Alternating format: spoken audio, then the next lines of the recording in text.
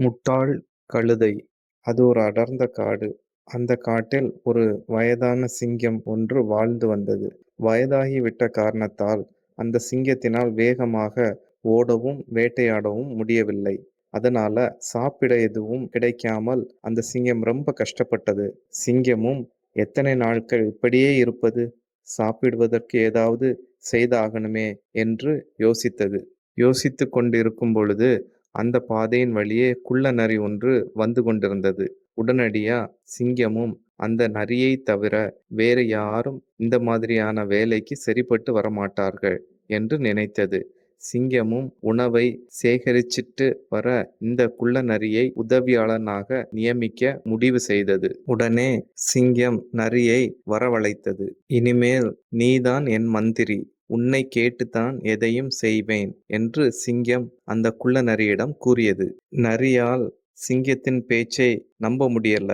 ராஜா, உங்களுக்கு மந்திரியா இருக்கிறது என் அதிர்ஷ்டம் என்று நரி சிங்கத்திடம் கூறியது. உனக்கே தெரியும், இந்த காட்டுக்கே நான்தான் ராஜா. ஒரு ராஜா உணவுக்காக மற்ற விலங்குகளின் பின்னாடி ஓடினா அது பார்ப்பதற்கு நல்லா இருக்குமா? அதனால எனக்கு தேவையான உணவை நீ எப்படியாவது ஏற்பாடு செய்யணும். அதுதான் உன் முதல் வேலை என்றது சிங்கம். நரியும் பயந்து போய் நின்றது. சிங்கத்துக்கு எப்படி நம்மால சாப்பாடு போட முடியும் என்று யோசித்தது. சிங்கமும் அந்த நரியை விடவில்லை. நீ ஒரு நாளைக்கு ஒன்னொன்னு தினமும் ஒரு விலங்கை எனக்காக கூப்பிட்டு வரணும். நீதான் கெட்டிக்காரனாச்சே, ரொம்ப சுலபமா செஞ்சிடுவேன்னு எனக்கு தெரியும் என்று சிங்கம் நரியை புகழ்ந்து பேசியது. சிங்கத்தின் புகழ்ச்சி பேச்சில் மயங்கிய நரியும் ஒப்புக்கொண்டது. சிங்கத்திற்காக உணவு தேடும் வேலையில் இறங்கியது நரி. அப்பொழுது ஒரு கழுதை எதிரில் வந்தது. கழுதையிடம் போய், நண்பா, எங்கே ரொம்ப நாள் ஆளையே காணோம், எங்க போயிட்ட என்றது. இங்கேயே தானே நான் சுத்திக்கிட்டு இருக்கேன், என்ன விஷயம் என்று கேட்டது கழுதை. நீ ரொம்ப அதிர்ஷ்டக்காரன். நம்ம காட்டின் ராஜா உன்னை முதல் மந்திரியா தேர்ந்தெடுத்திருக்கிறாரு என்றது. ஐயோ, எனக்கு சிங்கத்தை பார்த்தாலே பயம்பா. அவர் ஒரே அடியில் என்னை கொன்று சாப்பிடுவாரு. அவர் எதுக்காக என்னை முதல் மந்திரியா தேர்வு செய்ய வேண்டும்? ஆளை விடு என்றது கழுதை.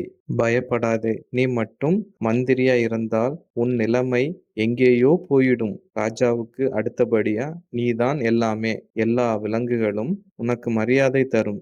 ஏதாவது காரியம் ஆகணும்னா உன் பின்னாடிதான் வருவாங்க என்றது நரி. அப்பாவியான கழுதை நரி சொல்றது உண்மையென நம்பியது. சிங்கத்தை பார்க்க நரியோடு சென்றது. நரியும் கழுதையும் சிங்கத்தின் இருப்பிடத்தை அடைந்தன. சிங்கம் கழுதையை பார்த்து சிரிச்சுக்கிட்டே, வா நண்பா, இன்று முதல் நீதான் என்னோட முதல் மந்திரி என்று கூறியது. கழுதையும் மகிழ்ச்சியில் துள்ளி குதித்தது. வெட்கத்துடன் தலை குனிந்தபடி சிங்கத்துக்கு அருகில் வந்து நின்றது. சிங்கம் அதன் தலையில் ஓங்கி ஒரு அடி அடிச்சது. கழுதை அந்த நிமிடமே உயிரை விட்டது. சிங்கம் கழுதையை சாப்பிட ஆரம்பிச்சது. மகாராஜா, கொஞ்சம் பொறுங்க. என்னதான் பசியா இருந்தாலும் ஒரு ராஜா குளிக்காம சாப்பிடக்கூடாது இல்லையா என்று சிங்கத்திடம் நரி கூறியது. சிங்கமும் அது சரி என்று குளிக்க போச்சு. நரி கழுதையின் உடலை பார்த்தது. அதற்கும் ஒரே பசி. கழுதையின் தலையை கிழிச்சு மூளையை எடுத்து சாப்பிட்டது. குளித்துவிட்டு வந்த சிங்கம் கழுதையின் உடல் முன்பு போல் இல்லை என்று கண்டுபிடித்தது. கழுதையின் தலை ஏன் கிழிந்து உள்ளது? உள்ளே ஒன்றுமே இல்லையா என்று சிங்கம் கேட்டது. என்ன மகாராஜா, உங்களுக்கு தெரியாதா? கழுதைகளுக்கெல்லாம் மூளையே கிடையாது என்று நரி சிங்கத்திடம் கூறியது. சிங்கம் நரியை நம்பவில்லை. அது எப்படி மூளை இல்லாம இருக்கும்? பொய் சொல்லாதே என்று சிங்கம் கேட்டது. கழுதைக்கு மூளை இருந்திருந்தா என் கூட வந்திருக்குமா என்று நரி சிங்கத்திடம் கேட்டது. நரி சொல்வது உண்மை என்று நம்பி சிங்கமும் அமைதியானது. This video is sponsored by BuyMote shopping app.